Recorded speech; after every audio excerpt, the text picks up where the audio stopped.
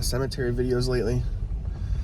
But I don't know why I have such a fascination with cemeteries. I just think they're so cool to see all the old stones and look at the years and the dates. I mean, it's all part of history. It's just crazy. My grandpa taught me how to drive in a cemetery. He said it was the safest spot because there was all these little twists and turns to learn how to maneuver the car, but also I couldn't kill anybody, so, which I guess is a good point. But I'll tell you what, this cemetery, Milan Cemetery, and then there's a joint cemetery called St. Anthony's on the right-hand side here. One of the coolest, most beautiful cemeteries that I've ever been to. I mean, just the stones and the monuments, they're just incredible. Wow. It's almost like, I mean, some of them are so old and worn and unique that it's like you're in Scotland or some sort of European cemetery. It's really just one of the coolest things. I'm going to show you some right now.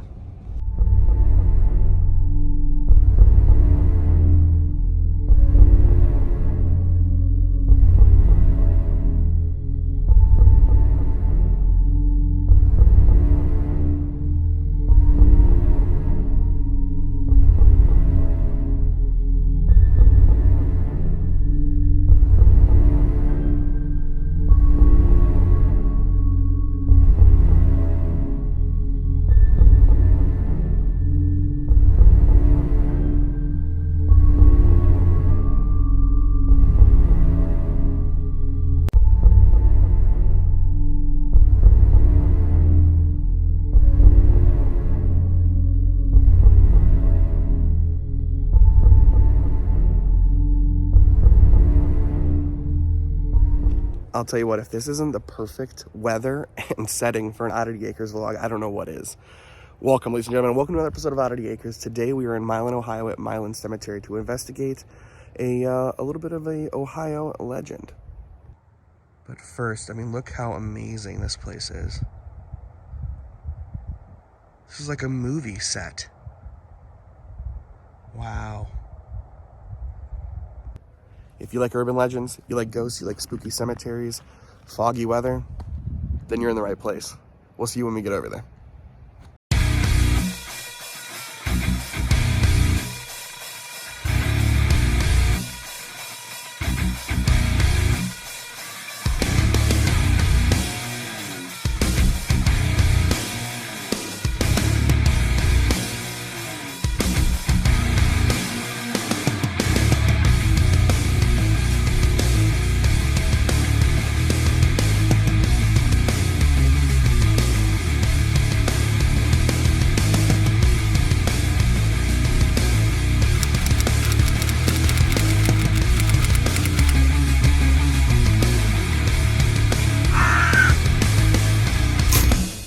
So I am standing in Milan Cemetery, and it was officially established in the 1950s. However, for many, many years, families were already calling this their final resting place. People were already buried here before this was an established cemetery. So when Benjamin W. Abbott died in 1854, he was buried here in his mausoleum, but it became kind of an oddity, if you will. It became something that people were very attracted to because of its odd location and its odd positioning. Now, there are other really beautiful mausoleums on this property, but Benjamin's is a little bit different. Mr. Abbott's mausoleum is facing the wood line, facing away from all other gravestones, and kind of in a weird small embankment. A lot of people safely assumed that because of its positioning, because of how he wanted it, he didn't want any visitors here. And that is what kind of starts an urban legend. So the story goes that if you come to visit Mr. Abbott's grave and you knock on the door, the ghost of Mr. Abbott will chase you away. And it's also said that the wife of Mr. Abbott might join in on that chase as well. Now that story has changed over the years, especially with the addition of Abbott's grandchildren that were actually interned in that mausoleum. It was said that Mr. Abbott brutally murdered his grandchildren and buried them in the backyard, and it wasn't until years after his death that they found out about the murders and for some reason decided to bury the grandchildren with their murderer. But after all of the pain that he's felt in his afterlife, he spends the rest of his eternity protecting his grandchildren. Now, I know that's kind of dark and morbid, and that's kind of what we do here as far as ghost stories and legends and things like that. Obviously, none of this has any factual basis to it. It's all local legend and lore, but that's why we're here to tell you the story. Now, it is true that the two granddaughters are buried in the mausoleum. However, it is not true that they were murdered. Unfortunately, in the early 1800s, when diseases and sicknesses struck, the two children died, much like a lot of kids during that time. You know, we didn't have the modern medicine that we do now, so it was a very common thing, unfortunately. Now, originally, the two grandchildren were buried on the Abbott farm property, but once the property sold and new owners moved in, obviously they didn't want two bodies in their backyard, so they were exhumed and they were moved here to the family plot. I can't get over how cool this whole place is. Look how old these stones are, and the wear on them, the weathering. Oh my gosh. They should film movies here. Maybe it's just the fog and the weather too, but wow. What a time to be here. All right, back to the story. So, Mr. and Mrs. Abbott are no longer buried in the mausoleum. However, they are moved to a plot nearby. The only thing left in the mausoleum are the two caskets of the two granddaughters and a chair that sits in there as well. Now, there have been reports of glowing lights that have been seen at night that float around the area of the mausoleum. Some have even said that the glowing light will hover around and land on a cross-shaped tombstone and making it look like it glows. People are saying that that is the spirits of Mr. and Mr. Abbott, keeping people away from their mausoleum. So that's it. That's the story. That's what we got for you. You know, there is the truth, there's the fact, and then there's somewhere in between. And we're bringing you along with us. So let's go check it out. There it is, ladies and gentlemen.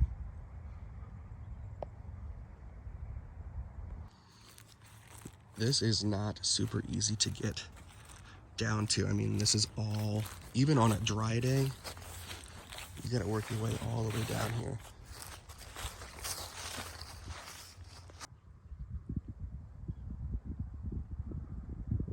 Check it out.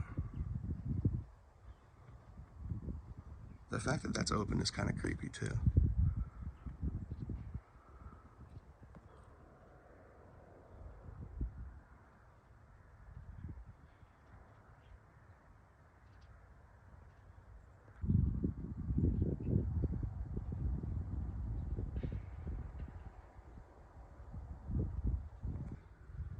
That is so crazy how you can just literally look inside.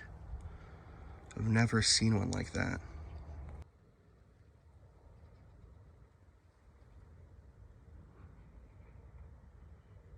Wow. Check it out.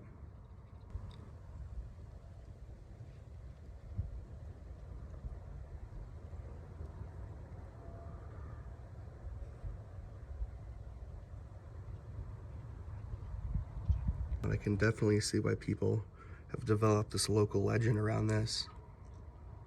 It is definitely spooky.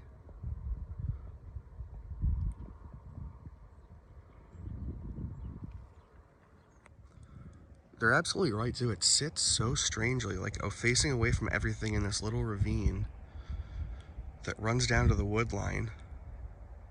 All the rest of the headstones are above, facing the front of the cemetery, which technically I guess is that way.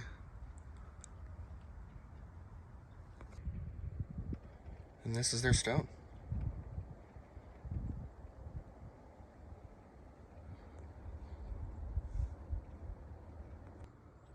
I still can't get over the weather right now.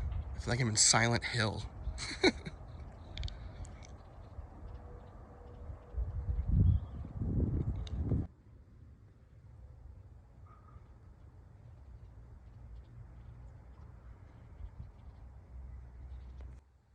Wow, it's just so crazy though to see this in person.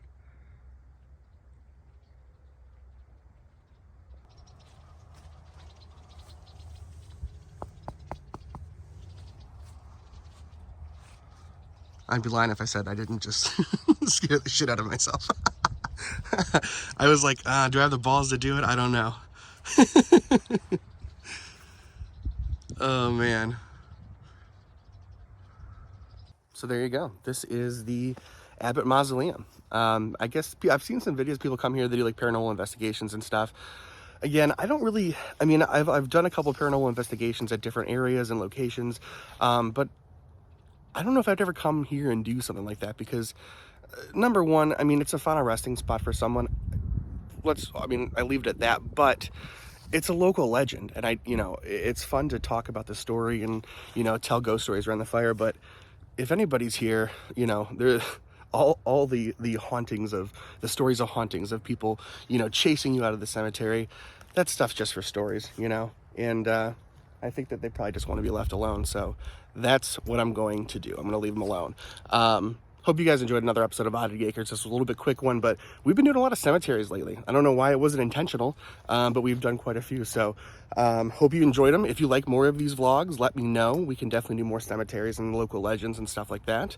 Until next time, we'll see you soon on another episode of Oddity Acres. Stay scared.